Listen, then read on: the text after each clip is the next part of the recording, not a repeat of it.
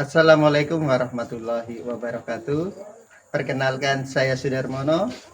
Saya sebagai mahasiswa PPG dalam jabatan kategori 1, Angkatan 2, tahun 2023. Nomor peserta PPG 2015 028 46 917 di LPTK Universitas Mula Warman Samarinda. Pada hari ini saya akan melaksanakan praktek pembelajaran dalam rangka penilaian uji kinerja di SMA Negeri 15 Samarinda. Semoga video pembelajaran ini bermanfaat bagi kita semua. Selamat menyaksikan. Assalamualaikum warahmatullahi wabarakatuh. Assalamualaikum warahmatullahi wabarakatuh. Waalaikumsalam warahmatullahi wabarakatuh. Selamat siang anak-anak. Siang. Apa kabar? Baik. Ya, baik semua pada hari ini. Sebelum kita memulai pelajaran pada hari ini, mari kita berdoa, minta tolong kepada salah satu ketua kelas untuk dipimpin berdoa. Silakan ketua kelas untuk dipimpin berdoa. Sebelum melaksanakan pelajaran hari ini, marilah kita berdoa menurut agama dan kepercayaan masing-masing. Berdoa di dalam hati, mulai.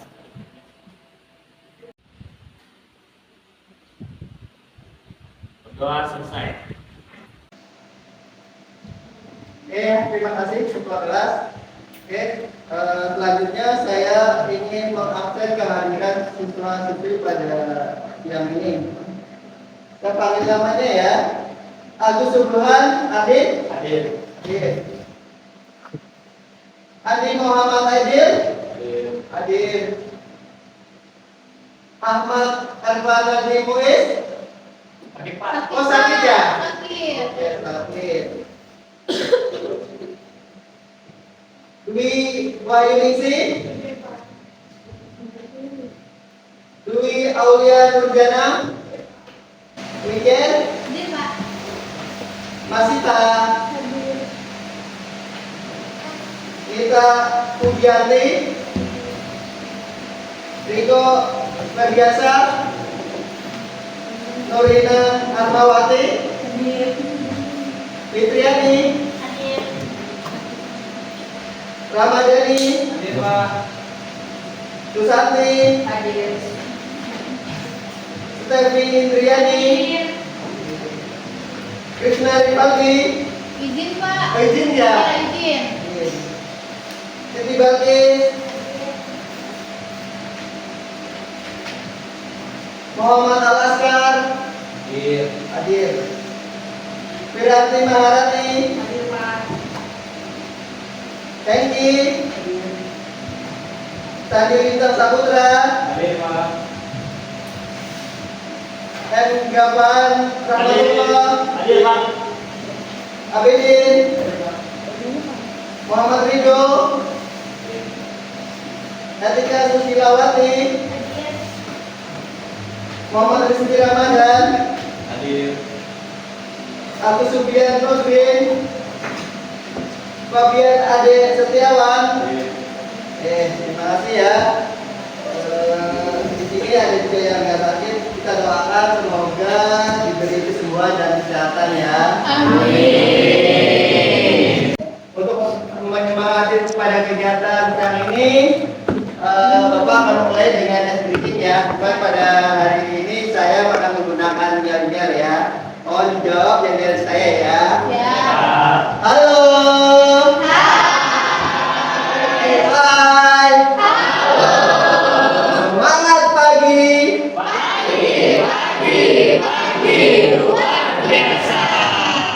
Terima kasih ya.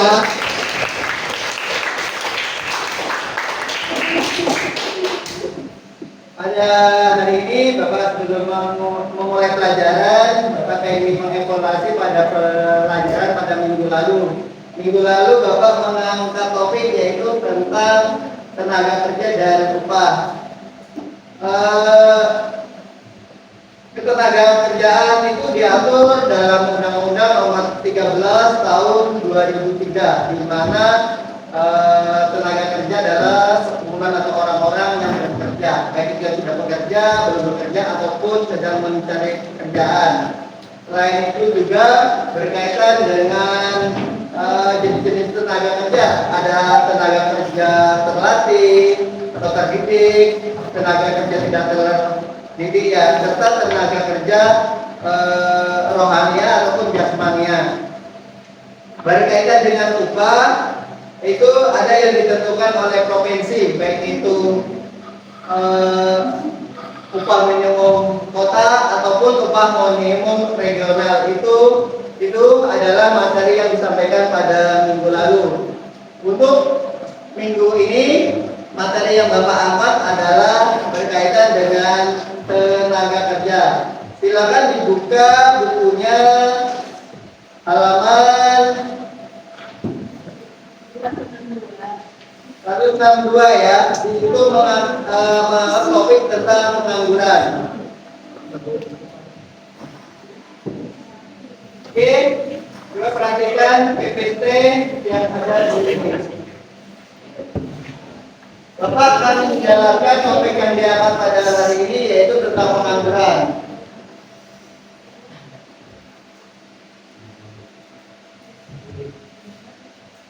Untuk memulai pelajaran pada ini, tujuan pembelajarannya yaitu tujuan pembelajaran dengan mempelajari pengangguran. Peserta didik diharapkan mampu satu menjelaskan pengertian tentang pengangguran dan definisi pengangguran. Dua, menjelaskan cara mengatasi pengangguran. Yang ketiga, mengatasi dampak pengangguran yang ada di masyarakat. Selanjutnya, pengangguran adalah orang yang tidak mempunyai pekerjaan, sedang mencari pekerjaan, ataupun sedang mempersiapkan suatu saat. Maksudnya di sini adalah yaitu orang apabila belum bekerja ataupun orang yang sedang mencari pekerjaan, itu dikatakan adalah pengangguran. Walaupun pekerjaannya tersebut dia serabutan, itu bisa dikatakan masih pengangguran. Artinya pekerjaannya dia belum menetap.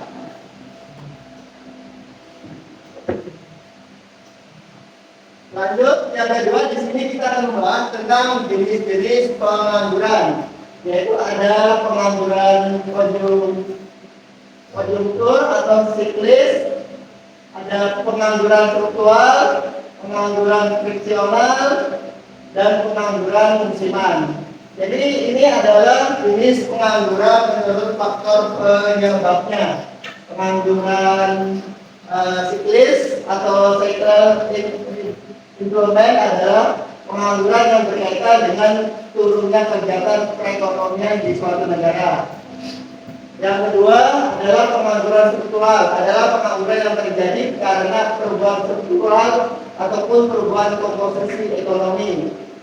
Yang ketiga adalah pengangguran friksional, adalah pengangguran yang terjadi karena kesulitan temporer dalam mempertemukan pemberi kerja dan pelamar kerja. Yang keempat adalah pengangguran musiman, adalah pengangguran yang terjadi karena pergantian musim. Jadi jenis-jenis pengangguran ini intinya pada hakikatnya adalah orang yang tidak mempunyai pekerjaan, walaupun dia punya pekerjaan tapi tidak belum tepat ataupun belum pasti. Ini adalah beberapa contoh yang berkaitan dengan pengangguran. Paham anak-anak? Bapak bisa tolong kasih contoh tentang pengangguran musiman. Ada yang bisa jawab pengangguran musiman? Oh ya, apa itu? Tolong berikan contoh tentang pengangguran musiman. Contohnya petani, Pak. Setelah masuk musim cocok tanam dan panen padi, petani bekerja. Setelah selesai panen, tidak lagi bekerja. Hal ini menyebabkan pengangguran. Dia akan kembali lagi bekerja bila sudah masuk musim lagi. Iya. Beri aplaus ya. Itu tadi adalah jenis pengangguran menurut faktor penyebab terjadinya. Yang kedua adalah jenis pengangguran menurut lama waktu bekerjanya. Yang pertama adalah pengangguran terbuka atau open unemployment atau situasi ketika orang sama sekali tidak bekerja dan berusaha mencari pekerjaan. Yang kedua adalah setengah menganggur ya, atau underemployment ya, adalah suatu situasi ketika orang bekerja tetapi tenaganya kurang termanfaatkan diukur dari banyaknya jam kerja atau produktivitas kerja dan penghasilan yang diperoleh. Yang ketiga adalah pengangguran terselubung atau displaced employment yang terjadi karena tenaga kerja tidak bekerja secara optimal. Jadi beberapa jenis pengangguran ini karena melihat kondisi orang itu tidak bekerja karena dengan situasi mungkin karena pandemi ataupun lapangan pekerjaan yang susah ataupun dia bekerja tapi hanya dibatasi dengan kemampuannya dia atau produktivitas. Sedangkan pengangguran terselubung adalah di sini karena contohnya dia bekerja tapi tidak maksimal. Dalam artian dia bekerja tapi kadang kerja, kadang tidak. Itu yang dikatakan pengangguran terselubung.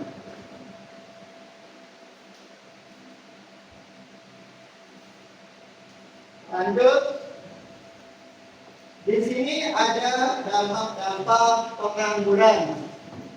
Yaitu pertama adalah dampak pengangguran terhadap pembangunan nasional, pendapatan ini dampaknya. Pendapatan nasional dan pendapatan per kapita rendah. Maksudnya di sini adalah dengan pendapatan nasional atau pendapatan kapita rendah ini akan mempengaruhi pajak ataupun penghasilan suatu negara ya. Artinya secara DPB-nya dia akan turun. Yang kedua, penerimaan negara dari sektor pajak juga menurun. Ini dengan adanya pengangguran, negara pun ibaratnya menurun karena pajak penghasilannya atau PPh-nya dia menurun. Ada PPN-nya juga dia kesusahan ataupun pajak barang merah. Bawang merahnya juga dia akan menurun. Yang ketiga adalah dampak psikologis, yaitu yang berkaitan dengan pribadi seseorang. Jadi dengan menganggur dia akan minder atau status sosialnya tidak jelas sehingga menimbulkan perilaku menyimpang ataupun menimbulkan penyakit sosial. Misalnya kayak pencurian, kenakalan ataupun sifatnya kriminal. Ini adalah dampak psikologis. Yang keempat adalah meningkatkan biaya sosial, yaitu berkaitan dengan biaya keamanan, biaya proses, pengadilan dan biaya medis. Lanjut, ini adalah cara mengatasi pengangguran.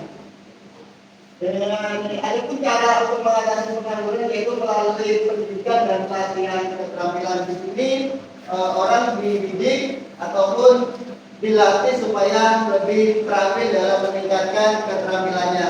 Bisa melalui mengikuti pendidikan kayak privat ataupun lembaga pendidikan, misalnya dari Ganesha ataupun dari lembaga-lembaga lain yang berkaitan dengan pelatihan. Yang kedua, mendorong wirausaha. Jadi pemerintah memberikan kewajiban ataupun usaha-usaha sehingga usahanya dia lebih maju.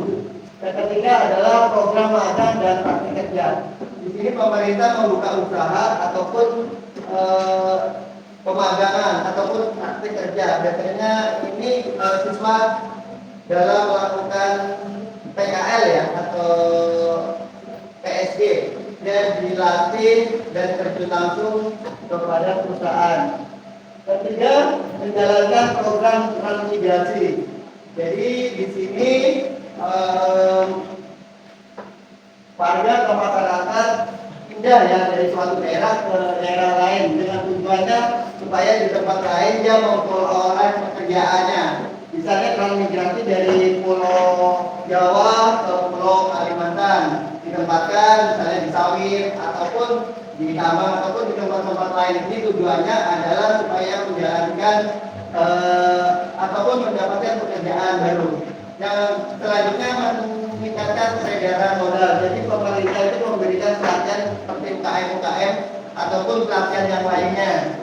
Yang tujuh adalah mendorong pertumbuhan ekonomi. Dengan percepatan ekonomi, dia akan meningkatkan juga mengurangi pengangguran. Lanjut, untuk menampilkan tadi didukung dengan ini ya, video penayangan pengangguran. Di sini video yang berkaitan dengan pengangguran.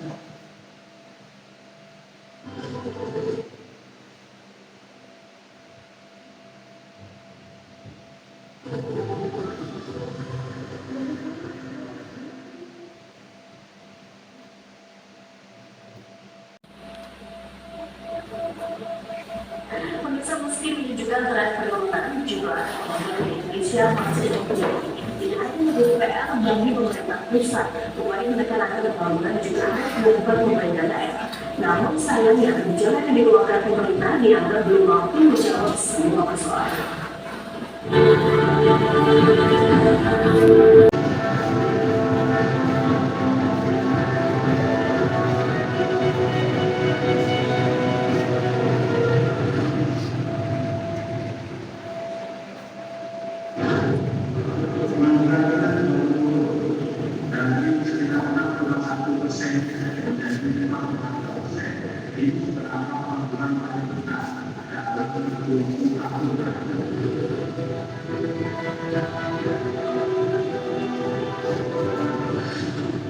Dalam 5 tahun terakhir, pemerintah mengklaim sukses menekan angka pengangguran.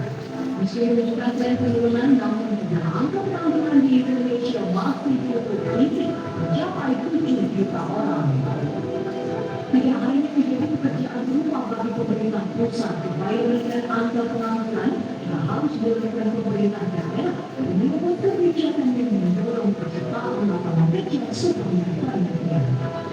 Berdasarkan data dari Pusat Statistik per Agustus 2018, jumlah angka kerja mencapai 131 juta orang, dan ini sudah bekerja menjadi 124 juta.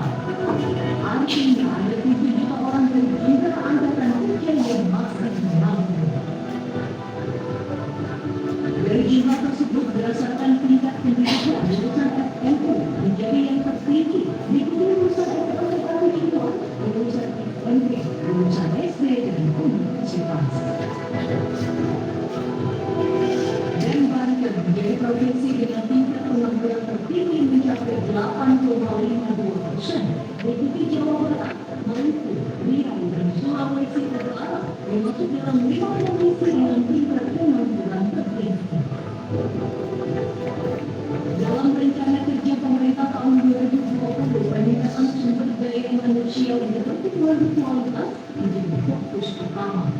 Untuk mencapai target tersebut harus ada integrasi, sinkronisasi, dan sinergi perencanaan pembangunan baik pemerintah pusat maupun daerah. Beragam kebijakan terus dikeluarkan pemerintah untuk menekan angka pengangguran. Salah satunya adalah dengan kebijakan vokasi dan balai latihan kerja. Saya selaku anak-anak ini mengambil peluang bagi kita tidak masuk ke dunia industri, tidak masuk ke dunia seperti kita lakukan. Dengan investasi ini memang kita harus tingkatkan dulu.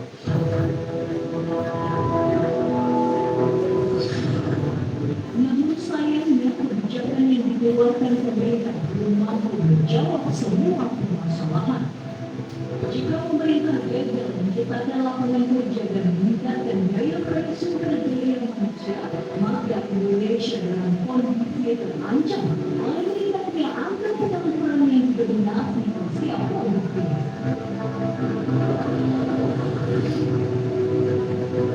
Jakarta, Pembukaan Indonesia.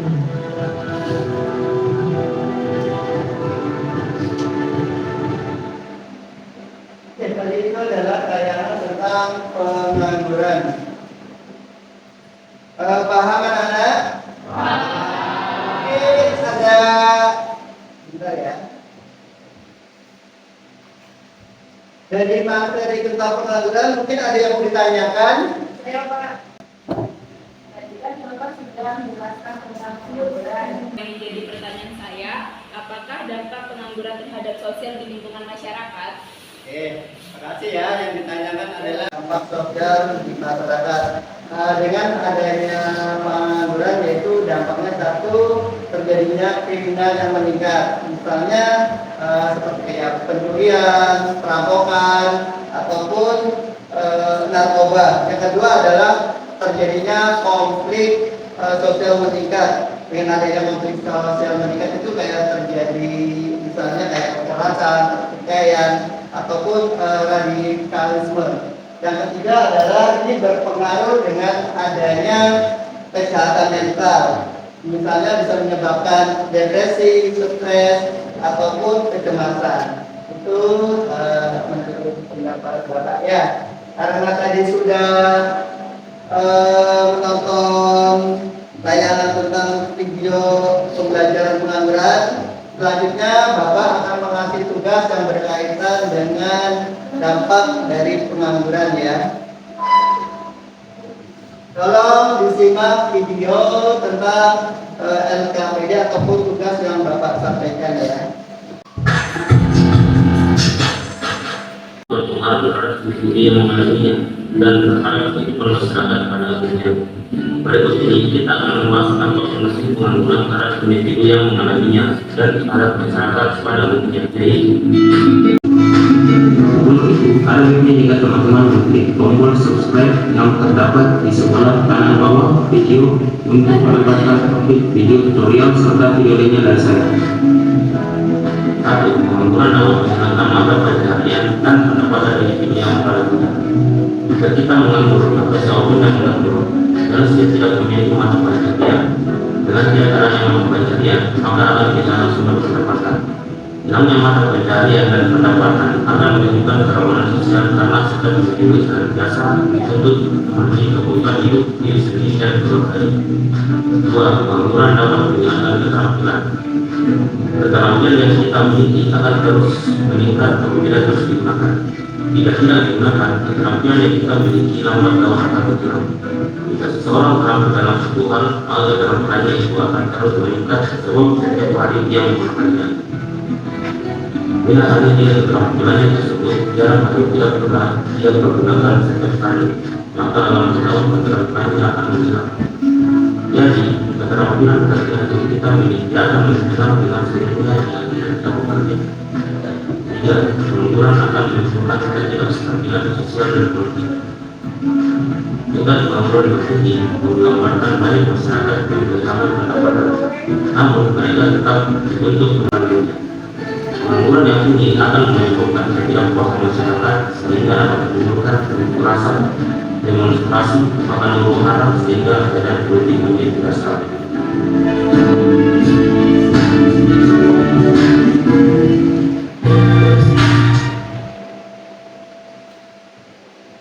Setelah menyimak tayangan tadi, Bapak akan membuatkan ini ya, atau beri tugas kalian namanya adalah LKPD atau lembaga kerja siswa. Jadi masing-masing kelompok nanti dibikin ataupun menganalisa tentang tayangan video tersebut tentang dampak pengangguran terhadap masyarakat ataupun pertumbuhan ekonomi di Indonesia ya. Jadi masing-masing ini nanti dikerjakan, nanti dibagi tugas masing-masing. Ya. Mana kelompok satu? Kelompok dua? Ya, kelompok dua. Kelompok tiga?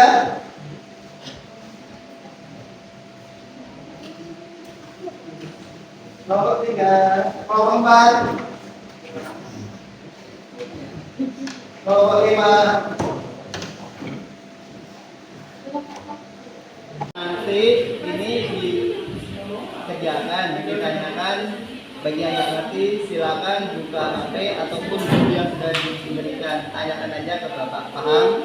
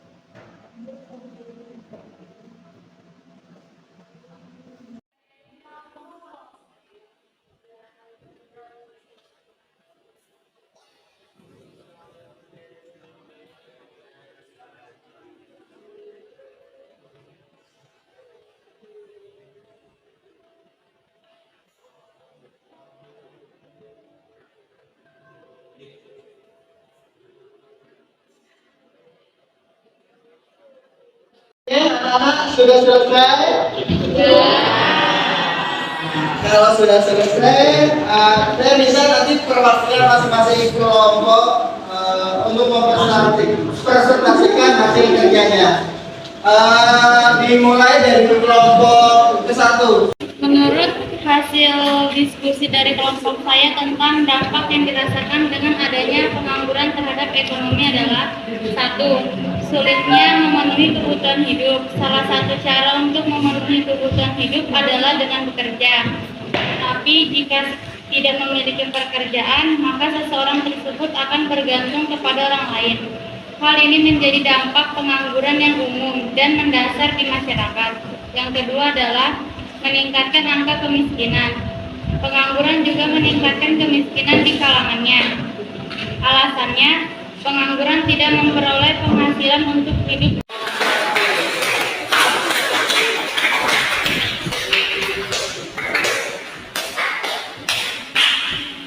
Ini dari kelompok kedua akan dipaparkan dampak pengangguran.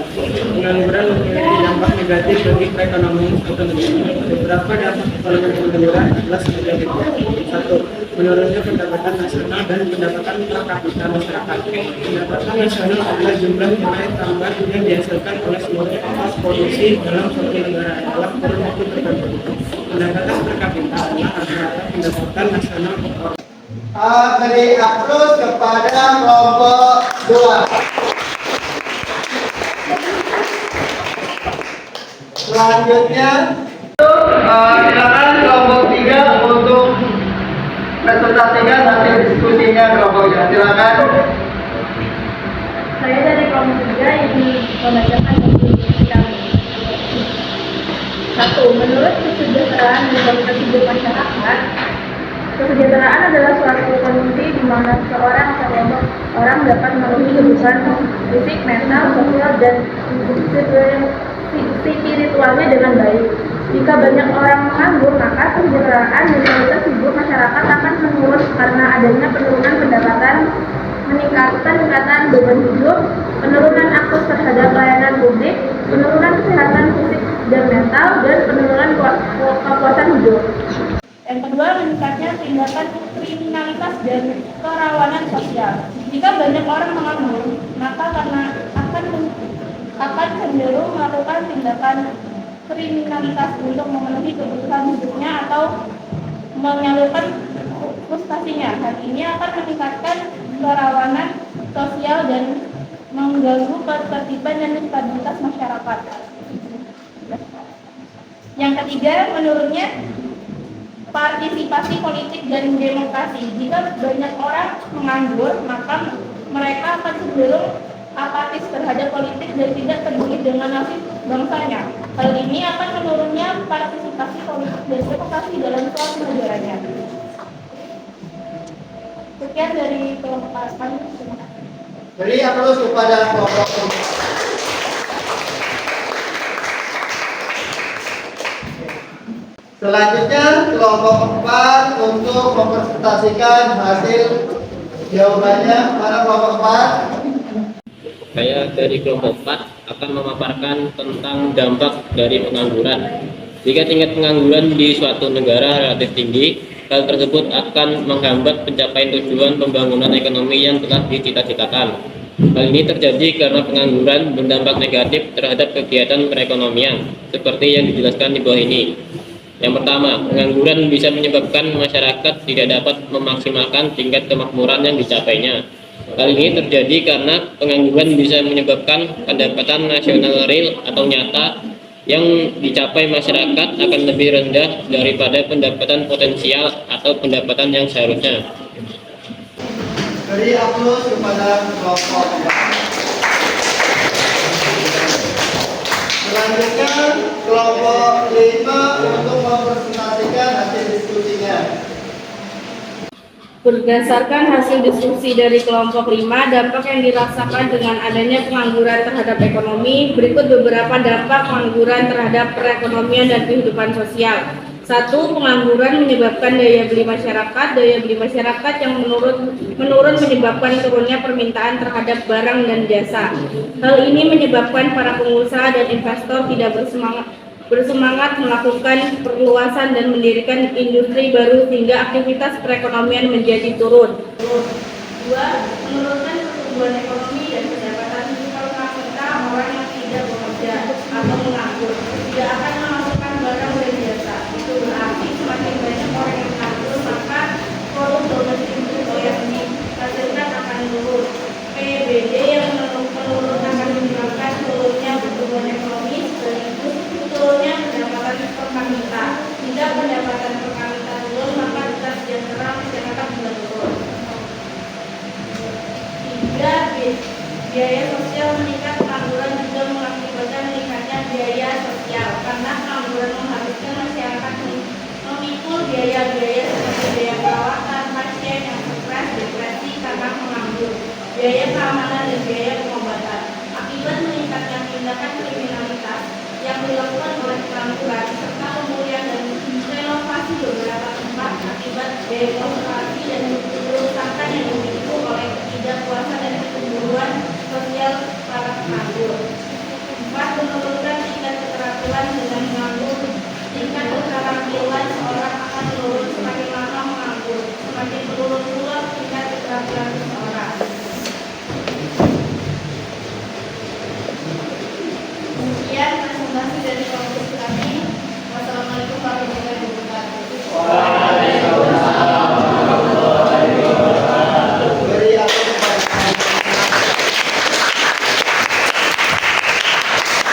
Oke ya, tadi jawaban masing-masing kelompok sudah bagus-bagus. Saya minta perwakilan kelompok dari hasil diskusinya dikumpulkan ke Bapak. Silakan perwakilan kelompoknya dikumpulkan.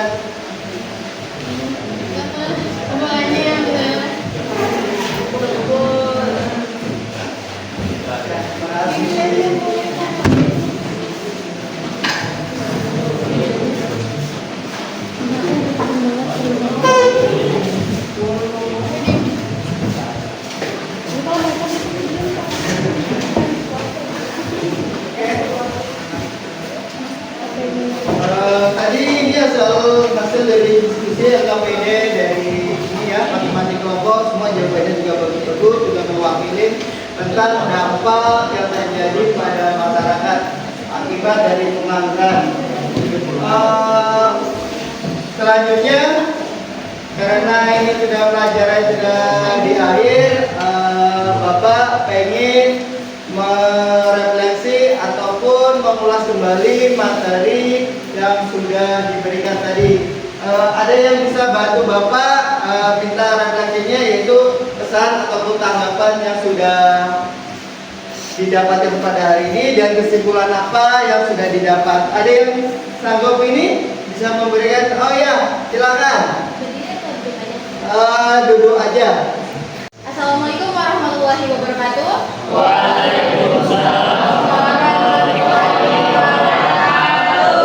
Di sini saya Rahmawati, saya ingin menyampaikan kesan dan pesan saya sekaligus menyampaikan kesimpulan pada pembelajaran hari ini. Perasaan saya mengikuti pembelajaran hari ini sangat amat senang dan termotivasi dalam pembelajaran yang diberikan oleh Bapak.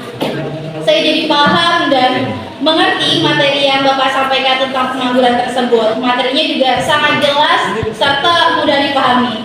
Dan untuk kesimpulan pembelajaran pada hari ini, pengangguran adalah orang yang tidak mempunyai pekerjaan atau sedang mencari pekerjaan ataupun sedang mempersiapkan suatu usaha.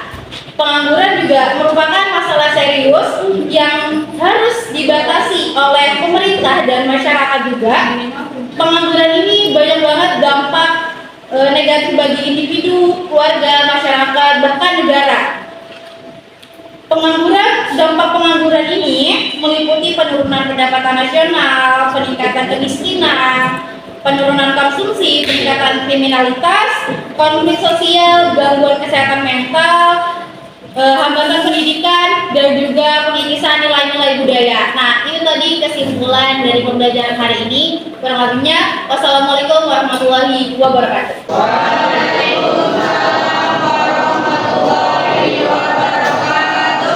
Terima kasih kepada saudara Bikin yang sudah merefleksi ataupun menyimpulkan pesan dan kesan pada pelajaran pada hari ini. Beri aplaus kepada saudara.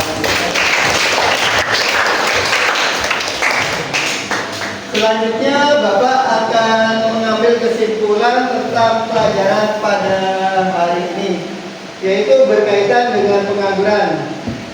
Pengangguran adalah orang yang tidak bekerja ataupun sedang mencari pekerjaan, di mana jenis-jenis pengangguran itu dibagi menjadi beberapa bagian, yaitu ada pengangguran klis, pengangguran struktural, pengangguran musiman, ataupun pengangguran terbuka. Dari jenis-jenis pengangguran ini pada dasarnya orang itu ada yang bekerja tapi setengah, ataupun yang betul-betul tidak bekerja. Adapun dampak dari pengangguran yang ada, yaitu pertama adalah pendapatan nasional dan pendapatan per kapita jadi menurun. Yang kedua adalah penerimaan negara dari pajak penghasilan juga menurun. Yang ketiga, dampak psikologis, yaitu seseorang dengan tidak bekerja akan menjadi minder. Yang keempat yaitu meningkatkan biaya sosial dalam artian biaya keamanan, biaya medis, ataupun biaya lain yang menyebabkan meningkatkan biaya sosial. Selanjutnya yang terakhir adalah kesimpulan cara mengatasi pengangguran, yaitu dengan cara mengadakan pelatihan ataupun diklat, yaitu membuka usaha-usaha baru ataupun melatih diri dengan skill atau kemampuan yang ada, dan mendorong dengan menciptakan pertumbuhan ekonomi. Itu aja kesimpulan pada hari ini.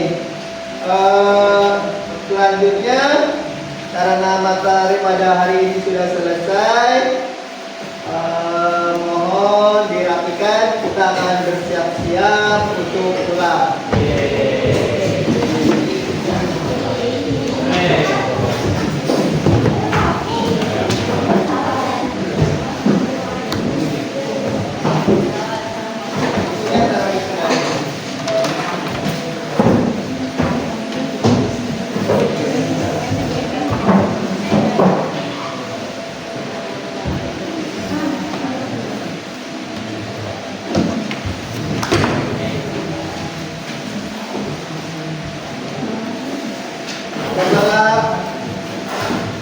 Setelah rapi dan sudah disusun, sebelum berdoa, silakan ketua kelas untuk memimpin berdoa. Teman-teman, sebelum kita pulang, marilah kita berdoa menurut agama dan kepercayaan masing-masing. Berdoa di rumah mulai.